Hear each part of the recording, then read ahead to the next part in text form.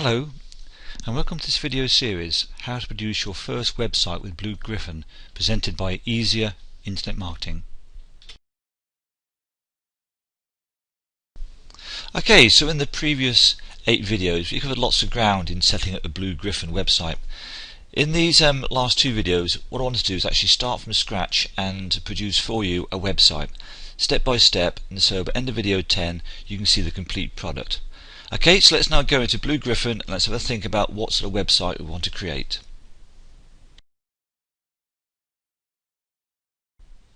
So here we are in Blue Griffon. Now we've got a blank page. Now this is like the first page of a novel. Blank page can be a bit scary. So what I want to do first of all is to start doing some planning of how I want the page to look. And if you've been following these videos, you'll know that I tend to use PowerPoint to do my initial planning. Let's just skip to PowerPoint a second. Now again, we've got a blank page. A good way to get started is actually to have a look at a few websites and see what really appeals to you. Now, I'm going to be a bit biased here, first of all, by bringing up my original site I created a long time ago with my Heathfield tutors. It's a very simple site. I like the layout. We've got the 3 columns, which I quite like. We've got these links here at the side, got a bit of image and so on. So I'm going to base it actually on this sort of layout. So let's move forward from here. Also, this is another site I found. The thing about this site I like is the colour. Now these colours, I'm not sure what colours these are. So what I've got for you now is a real nifty trick for finding out the right colours. If you go to this website here, nattyware.com, and collect Pixie. Now what Pixie does, Pixie will hover over the site and actually tell you exactly what colours you're looking at. Here's Pixie in action here on the site. It's not hovering over the correct point at the moment, but you can see when you move this box here anywhere over the site, it'll tell you exactly what the code is for that. We're looking particularly at the RGB code here. So what the best thing to do is to find a site you like, find the colours you like, and use Pixie to actually choose what the colours you want to use. And all you do then, if I go back to PowerPoint, when I come to fill in the page, on the colours box here, here's the RGB again. I simply type in the colours I found, and that's exactly the same colour there as we had in the other site. Let's go back there a second. This is the colour here I wanted, and using Pixie, what I've been able to do is to pick it up, and I can then paste that into my PowerPoint template, see what it looks like. And this is the background that I want to actually use for my site. Now the first thing I want to do is look at a banner heading. Now here's one that I've created. Now Weight Training Schedules is a domain that I bought a little while ago. It's aimed at those people who are into weight training or bodybuilding and who want to know more about decent daily schedules. So what I did, I went into this site here, puresilverbannermaker.com, and I created my own banner heading. Now if you're really good with Photoshop or something similar, then there's nothing to stop you doing it there. With Pure Silver Banner you can do it for free. You don't have to pay for this at all. You go in there and do it free. You can create your own banner like the one I've got here. If you do it free, all you end up with at the bottom here, you end up with the Pure Silver Banner URL on the bottom here. If you pay a few dollars, then you can actually do it without this, and I prefer the look of it like this. So first of all, we've got the banner. Now if you remember from my Heathfield tutors, I like to look in columns. Let's go first of all. What I want to do now is put in 3 columns, so it looks. Okay, so we've got 3 columns, and this one here is going to be my links. This is my main body of text here, and this one here I'm going to start putting up some links to some other pages on the site. Let's first of all look at this part here. Let's have a look. So in here I'm going to put 3 things: about, contact, and terms and conditions. In the middle column I'm going to put the main bullet points here, why people want to come to my site, how they'll benefit, and so on. Now I've got a public domain book that I've broken down to chapters all about weight training. What I'm going to do is to offer those chapters over here on the right hand side. So here all I'll do here is create links to other pages on the site, introduction, principles of weight training, and these are simply the chapters in my public domain book that I have created as PDF documents, and when people click on these they go straight to those and they'll access information. Last thing I think I'll put on this site is an image or 2. So I might have one down here for example. So here's an image I might use just to make it a little bit better. Now a key thing before we forget, don't forget everything you are putting on here must appear in the same folder. So I've created a folder for my work that we'll see in a moment, and I put in here the image, I put in here the banner, I put in here these documents here. Everything must go into the same folder. So let's use this template here as our idea board, and let's go back now to Blue Griffon and see if we can replicate all this in Blue Griffon. Let's start first of all by creating a new page. So page and new tab here, and straight away let's save it to the area the folder we've created. So let's save as. Let's call it the index. First page, call it index.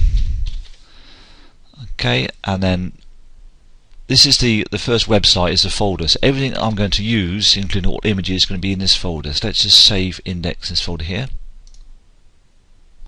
Okay, here we've got main site. Now let's just put in the table we're going to use for our banner. So let's insert a simple table here. Table. Okay. Let's change the properties of this table. Remember, we right click in this one here. So right click, table properties. I want to make this about 70. No, let's make it 70% of the width of this. So put in 70% there. Okay, and let's. See what it looks like. And now go to cells, and now let's just make sure we put in anything that's centered. Just make sure everything's centered in those. Apply that. That's good. Background color. Now remember, we're going to choose a white for our background. I think let's choose a white. Okay. Apply that.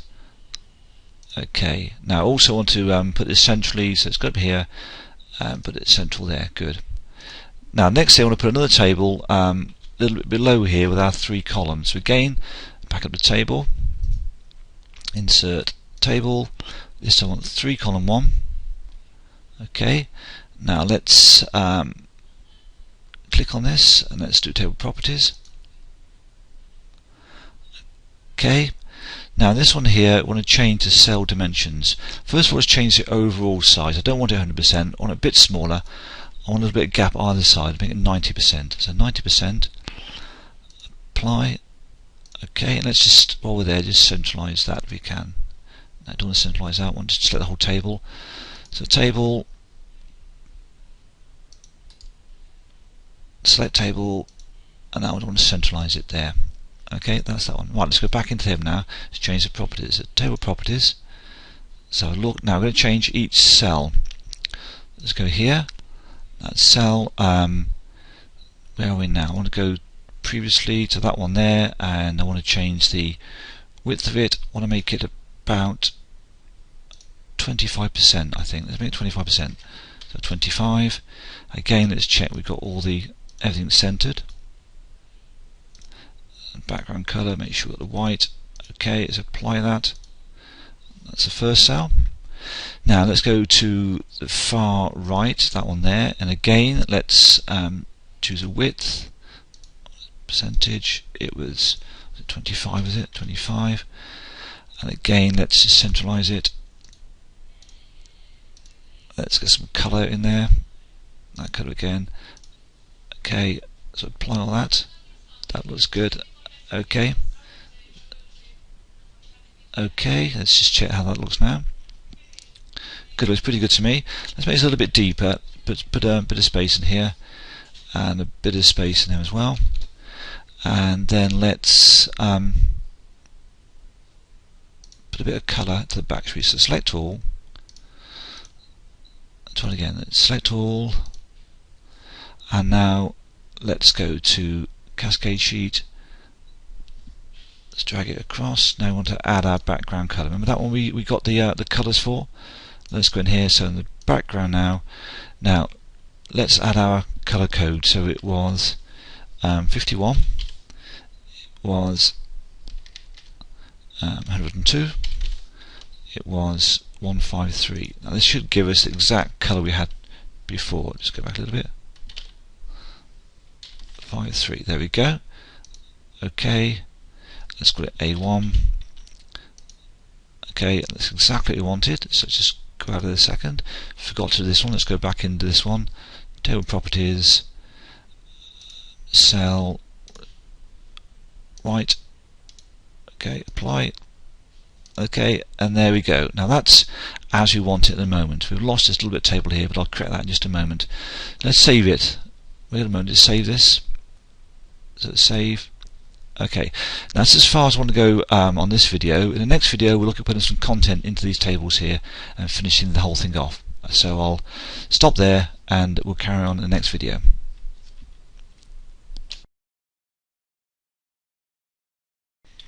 Thanks for watching this video produced by Easier Internet Marketing. I'll be back with you again very soon. Bye bye for now.